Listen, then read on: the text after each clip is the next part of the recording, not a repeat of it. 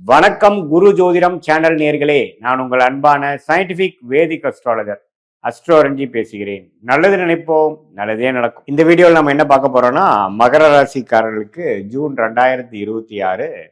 எத்தகைய ஒரு பலாபலன்கள் நிறைந்த ஒரு மாதமாக இருக்க போகுதுங்கிறது சயின்டிபிக் வேதிக் அஸ்ட்ராலஜி முறையில்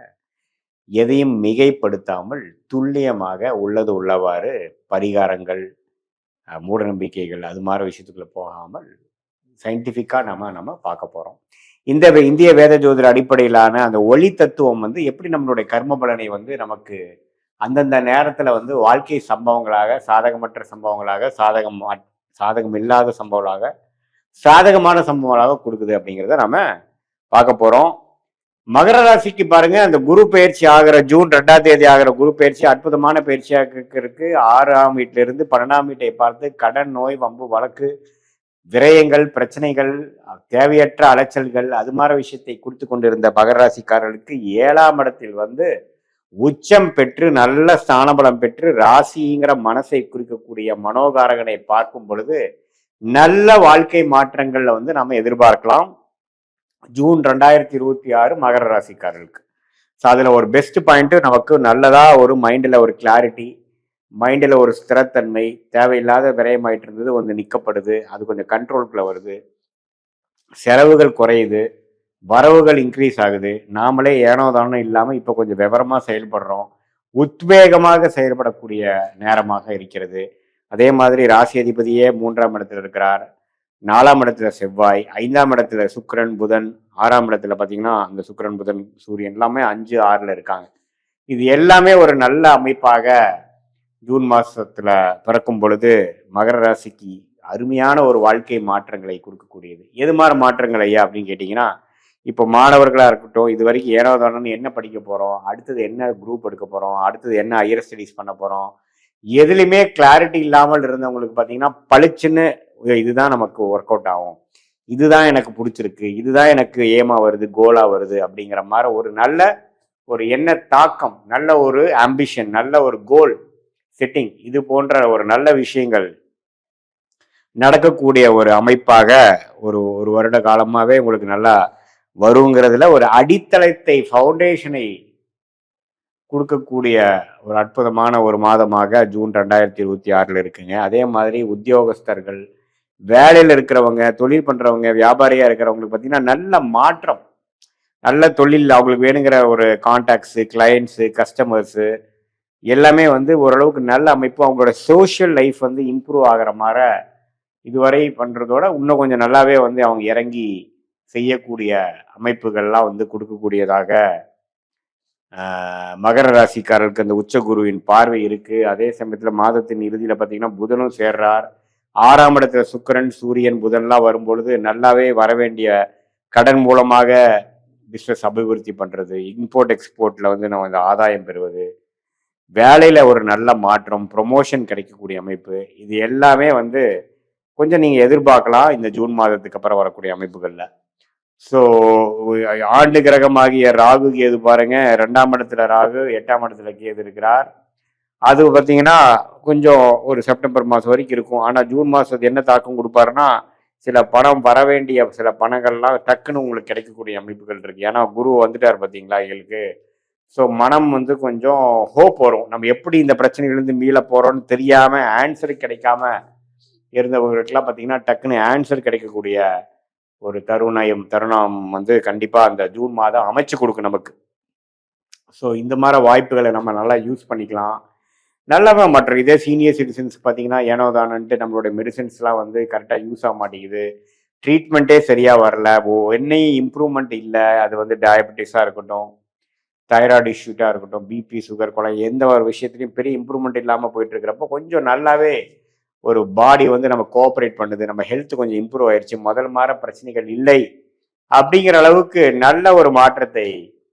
கொடுக்கக்கூடிய அமைப்பு சீனியர் சிட்டிசன்ஸ், வயது முதியோர்களுக்கும் கொடுக்கக்கூடிய அமைப்பு. அதே மாதிரி குரு 7 வரும்பொழுது கல்யாண தடைகளாக 2-3 வருஷமாக லேட் மேரேஜா நம்ம எதிர்பார்த்து கொண்டு இருக்கிறவங்களுக்கு டக்குன்னு ஒரு நல்ல வரன் கிடைக்கக்கூடிய அமைப்பு, நல்ல திருமண அமைப்பு, குரு பலன்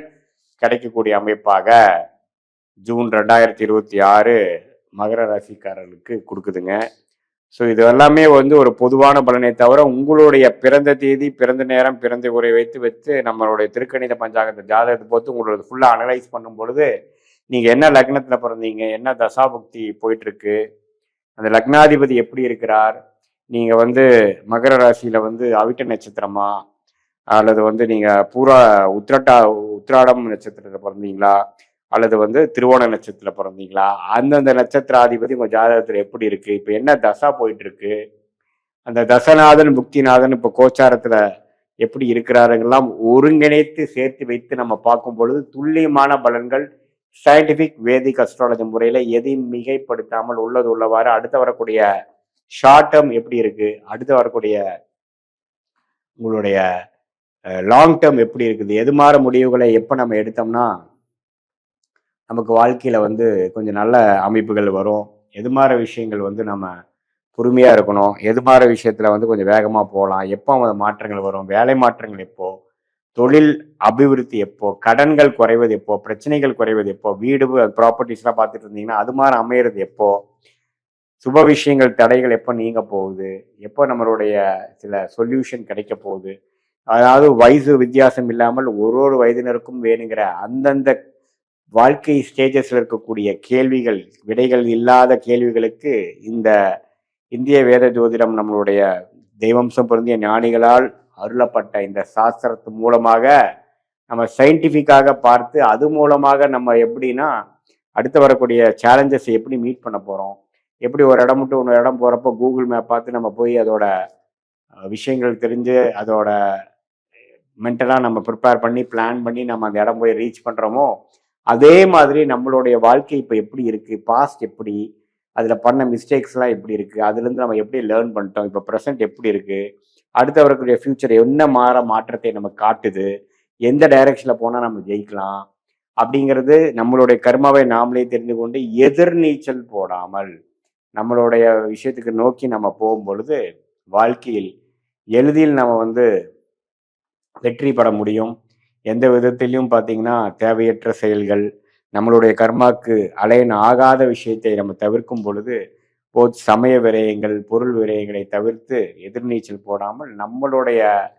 பிராப்தம் என்னவோ அது பிரகாரம் நம்மளுடைய செயல் திட்டங்களை தீட்டும் பொழுது அது மகர ராசியான பொது பலன் வந்து இந்த துல்லியமான சயின்டிஃபிக் வேதிக் அஸ்ட்ராலஜி பலனோட சேர்த்து வைத்து பார்க்கும் பொழுது ஷார்ட் டேர்ம், லாங் டேர்ம் நம்மளுடைய துறை என்ன துறை யோகமாக இருக்குது,